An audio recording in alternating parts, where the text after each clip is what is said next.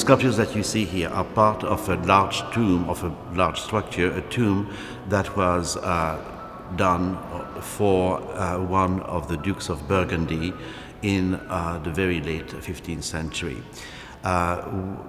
It was the tradition when one of the monarchs, if you want, was died, to create a monument, more than a tomb, it was more of a monument to commemorate his life and his death, actually.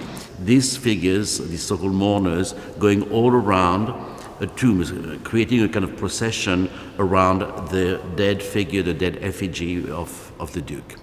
Funerals and events like that at the Court of Burgundy and in all European courts at the time were the occasions for enormous celebrations, sad or happy, but I mean there were celebrations that involved processions, whole rituals that was lengthy, and that could really go on for weeks and months like that.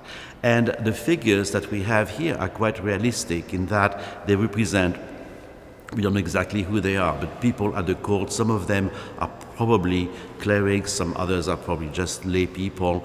And the thing which is extraordinary about these sculptures is that they are not stylized in many ways. I mean, they really show the people as they were, and if you look at them carefully, you see many expressions on their faces. They express repulsion, sadness, all sort of other emotions like this, and that's why they speak to us so directly. I mean, they are part of our world in many ways.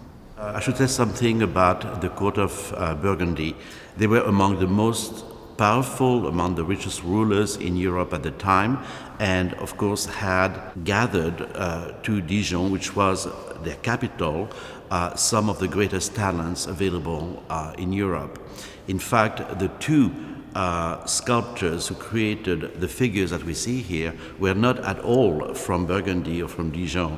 One of them was from Spain, Jean de la Huerta, probably Juan de la Huerta, and his and the other sculptor, Antoine Le Moiturier, was himself from Avignon, from the south of France, from the Provence, if you want. But they had been called in to Burgundy, to Dijon, and today we consider them to be the most important sculptors of that school.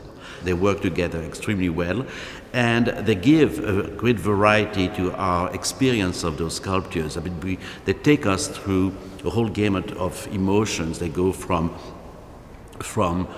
being very formal and very impressive and giving us this image of the ceremonial, and then some of them are just the image of someone who was perhaps late to join the procession and somehow has to put himself together to join the group. So I mean, there's something almost fun about them. I mean, there's an element of, I wouldn't say humor, but almost.